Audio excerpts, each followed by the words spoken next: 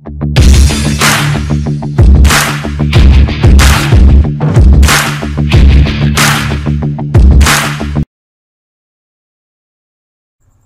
bonsoir, ça dépend de l'heure à laquelle vous nous suivez. Mon nom est Jonathan Kidichou, je suis formateur et développeur. Aujourd'hui, je vais vous montrer comment rechercher les informations dans la base de données à partir de l'élément JTestField. Cela va nous permettre de rechercher les informations dans la base de données dans notre élément JTable. Si vous êtes nouveau dans la chaîne, nous vous prions de s'abonner, d'activer la cloche de notification pour ne pas rater de nouvelles vidéos. À chaque fois, nous allons publier dans notre chaîne. Ici, je passe directement à l'essentiel. La fois passée, on avait codé le bouton supprimer ici. On avait codé la fois passée le bouton supprimer. Et aujourd'hui, je vais vous montrer comment rechercher les informations dans la base de données. Je supprime ces boutons parce qu'on ne va pas coder le bouton. Nous allons coder les champs. C'est à partir de ces champs qui vont nous permettre de rechercher les informations dans la base de données. Je fais copier, coller. Je récupère, je rentre d'abord. Je fais ici copier et je fais coller. Je récupère cet élément, je le place là. Je vais changer les noms. Je fais clic droit. Je viens dans variable change name, change variable name. Je vais l'appeler txt rechercher. Ok. Pédagogiquement, je vais m'expliquer. Nous voulons assez que je vais lancer d'abord. Je viens ici pour lancer l'interface.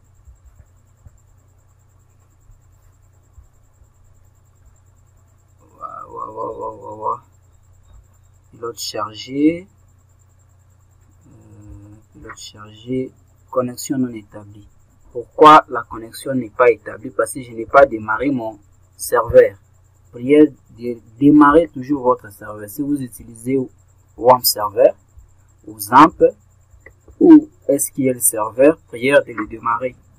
Ou soit vous utilisez l'Aragon comme moi. Je démarre mon serveur. Ok. Si j'essaie encore de lancer, vous allez voir que ça va lancer.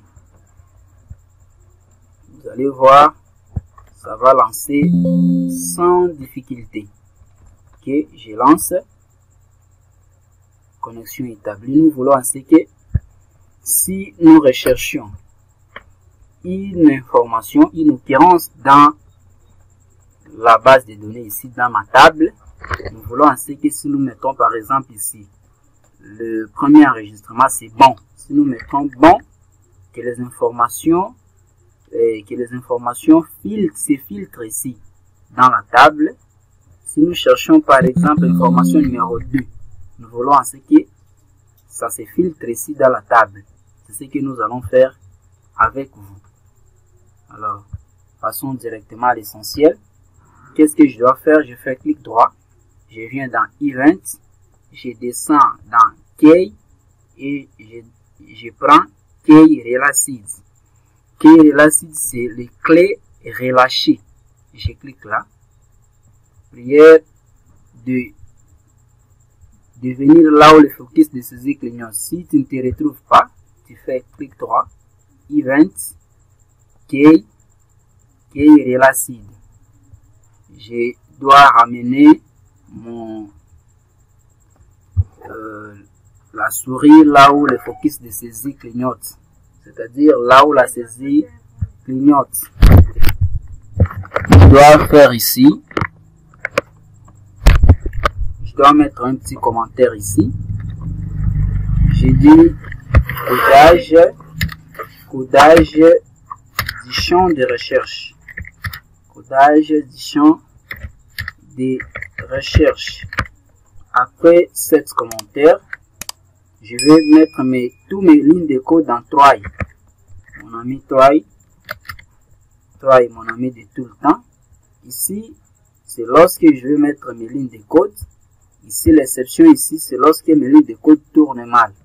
Si je veux mettre le message d'exception ici, je dis option pan,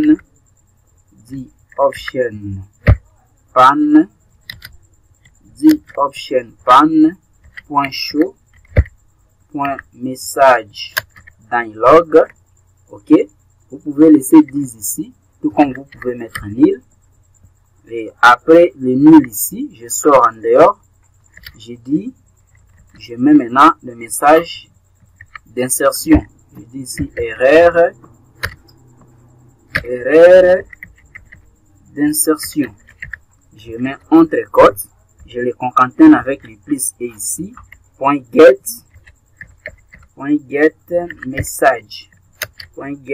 message. Ici, ça va me permettre, si mes lignes de code tournent mal, ça va me signifier ici que mes lignes de code ne marchent pas. Je rentre ici. Je déclare un objet appelé default table model. Default table model. Je dois l'appeler df. Ça doit recevoir ici, à l'occurrence, les noms de ma table ici. Les noms de ma table, comment est-ce qu'on l'avait appelé? On l'avait appelé table underscore produit. Je viens ici, mon élément default table model, que je l'ai appelé def, ça va recevoir les noms de ma table ici, les modèles de ma table par défaut. J'ai dit table underscore produit point get model. Ça récupère les noms de ma table, les modèles de ma table ici par défaut. Après cette ligne de code, n'oubliez pas de mettre un point virgule. Si ça souligne, il faut forcer les castes, d'où il faut faire les typing. Je force les castes ici, je viens ici, là où l'ampoule clignote. Je force les castes ici. Je force les castes. Vous aviez vu, ça ne souligne pas. Après cela, je déclare un objet de type table raw sorter. Table raw sorter, ok. Doit recevoir ici la valeur de ma table. Je mets la signe de supériorité, l'infériorité, je dis default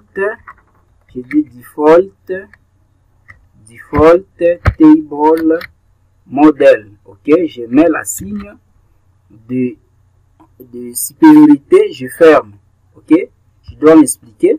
Les table raw sorter ici, c'est table, c'est les tables, raw, c'est la ligne, sorter, c'est les prières, c'est-à-dire lorsque nous allons faire la recherche, ma table ici, default table model, doit sélectionner, doit trier la ligne, ok. Je dis après cela, je dois l'appeler df1, default table model 1. Ça doit recevoir une nouvelle occurrence de mon élément table raw sorter ici, table raw sorter, ok. À l'intérieur ici, je dois mettre default table model. Je sélectionne ici default table model df, ça récupère les df ici. Le default table model, je mets un point virgule. Je sors, je mets un point virgule. Après cette ligne de code, mon élément G-table, c'est-à-dire ma table, que je l'avais appelé table underscore produit, ça doit maintenant citer la ligne. Ça doit maintenant trier la ligne. Je dis .7 raw sorter. Ok. Ça récupère directement la valeur ici de mon élément default table model 1 ici. Après cette ligne de code, j'ai dit mon élément default table model 1 point set point raw point filter, c'est-à-dire ça doit filtrer les informations dans mon élément du table. Ok, je dis point raw, c'est-à-dire la ligne. Filter, ça doit filtrer les informations et ça doit l'afficher dans une même ligne. Je dis raw filter, raw filter, raw filter, ok, raw filter point reges filter point reges filter. Le premier argument ici, c'est le string, c'est-à-dire chaîne de caractères. Ça doit afficher des informations en chaîne de caractères. Maintenant ici, je dois m'expliquer. Je récupère le nom de mon élément du test field ici, que je l'avais appelé txt recherche. Je fais CTRL C. Je viens ici. Je fais CTRL V. Point get test. Ça doit l'afficher en chaîne de caractères. Après ici, je sors en dehors. Second argument ici, je dis ici point trim, c'est-à-dire après la sélection de la ligne, lorsque nous allons supprimer, ça doit maintenant rafraîchir la table. Je dis point trim, ok. Après cela, je crois, nous avions fini à coder les lignes de code. Maintenant, nous allons tester si ça doit filtrer. Ici, je lance mon interface. Pilote chargé, connexion établie. Ici, si nous recherchons l'information ici numéro 2, qui est le bon, soit babouche. Si je mets D ici, vous aviez vu, là où se trouve 2, si c'est dans quantité ou dans ID, vous avez vu, ça filtre. Si je supprime, ça rafraîchit directement la table. Je mets ici par exemple B. Vous avez vu, tous les noms qui commencent par B, c'est filtré. Si je supprime, ça rafraîchit la table. Je dis ici babouche. Vous aviez vu avec moi ici, babouche, c'est sélectionné. Si je mets ici bon, vous aviez vu bon ici, c'est sélectionné. Si je mets bon, vous aviez vu bon, c'est sélectionné. C'était l'objet, c'était ça comme étant l'objet de cette partie. C'est la 10e partie. Et nous avions fini à coder l'interface ici. Ici, j'ai oublié une chose. Je dois coder maintenant le bouton actualiser. Je fais clic droit, event, action performed. Action performed, si tu ne te retrouves pas, tu viens ici dans actualiser, event, action performed. Ici, qu'est-ce que je dois faire? Je dois appeler rien que ma fonction vider test, comme vous pouvez mettre ici. Vous sélectionnez ça, vous faites CTRL C. Vous allez le placer juste là. Si vous lancez ici, si vous lancez, si je mets n'importe quoi ici, et je mets n'importe quoi ici, si je clique dans sélectionner, tout est parti. Mais ce n'est pas ça une bonne manière de coder. Vous allez tout simplement appeler la fonction vider texte ici. Je dis vider texte. Ok, vider texte. Je dis ici codage du bouton actualiser.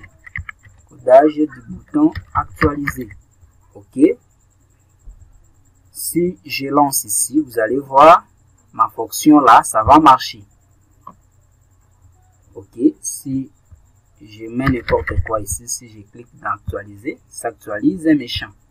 Ok, c'était la 10e partie de cette formation et la suite de fin de cette codage de l'interface produit. Dans la vidéo prochaine, dans la 11e partie, nous allons coder l'interface d'authentification. Ça sera comme l'objet de 11e partie de cette formation. Restez branchés sur cette chaîne.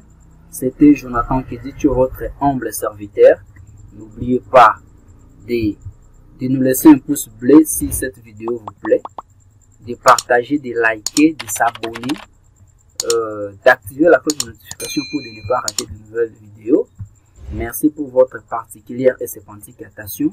Et merci à tous ceux qui m'ont suivi du début jusqu'à la fin. On se retrouve à la prochaine.